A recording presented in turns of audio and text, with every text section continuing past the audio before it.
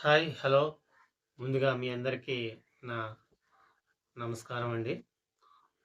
నేను ఈరోజు చెప్పబోయే విషయం ఏమిటంటే, చేపలు తినడానికి చాలామంది చాలా బాగా ఇష్టపడతారు. అందులో కూడా ప్రతి ఒక్కరు కూడా ఒక్కొక్క చేపకు అలవాటు పడి ఉంటారు. కొంతమందికి మెత్తళ్ళంటే ఇష్టం, కొంతమందికి చందువాలంటే ఇష్టం, కొంతమందికి సోరలంటే ఇష్టం. ఇలా ఒక్కొక్క టేస్ట్‌కి ఒక్కొక్క ఆనందం అండి.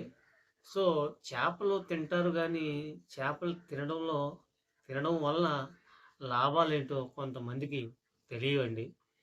సో, ఒక్కొక్క చేప కూడా ఒక్కొక్క హెల్త్‌కి ఉపయోగపడుతుందండి.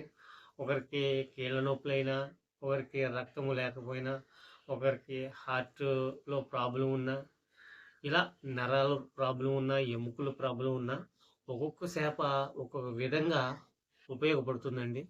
ఈరోజు నేను చేప ఒక చేప చూపిస్తాను. ఆ చేప అయితే రక్తం బాగా పడుతుందండి. రక్తంతో పాటు దీనికి స్పెషల్ ఏంటంటే వీళ్ళకి నరాల బలహీనత ఉన్నవాళ్ళు చేప కనుక తింటే వాళ్ళు కొద్ది కొద్దిగా రికవర్ అయ్యే అవకాశం తప్పనిసరిగా ఉందండి. ఇదిగోండి ఈ చేప అండి. ఈ చేప పేరొచ్చి మేము అడుగు భాషలో కీలుబోతు అంటాము. కానీ ఇది ఆల్ జీబ్రా ఫిష్ అండి ఇది. చూడండి చారలు ఎలా ఉన్నాయో జీబ్రాలా. సో, ఇలాంటి చేప ఇది మార్కెట్‌లో దొరుకుతుందండి. ఇది చాలా హెల్త్‌కి చాలా మంచిదండి. ఇది రక్తం కూడా బాగా పడుతుందండి. ఒకసారి చూడండి ఫ్రెండ్స్ దీన్ని. ఇదండి.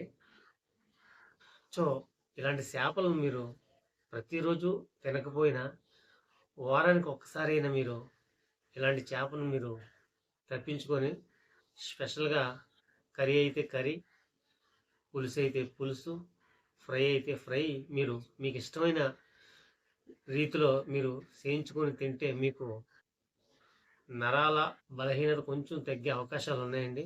ఇందులో కూడా మంచి రక్తం పడుతుందండి ఇది తినడం వల్ల. సో, ఇలాంటి డిఫరెంట్ వీడియోలను నా ఛానల్ ద్వారా మీకు చూడాలి అనుకుంటే నా ఛానల్ ఒకసారి మీరు సబ్స్క్రైబ్ చేసుకోండి ఫ్రెండ్స్. ఓకేనా ఫ్రెండ్స్? నచ్చితే ఒక్క కామెంట్ ఇవ్వండి. ఈ వీడియో ఇంకొక 10 మందికి చేరుతుంది. ఓకేనా ఫ్రెండ్స్? మర్చిపోకుండా చేపలు తినండి, చలాకీగా ఉండండి. Okay friends? జై హింద్.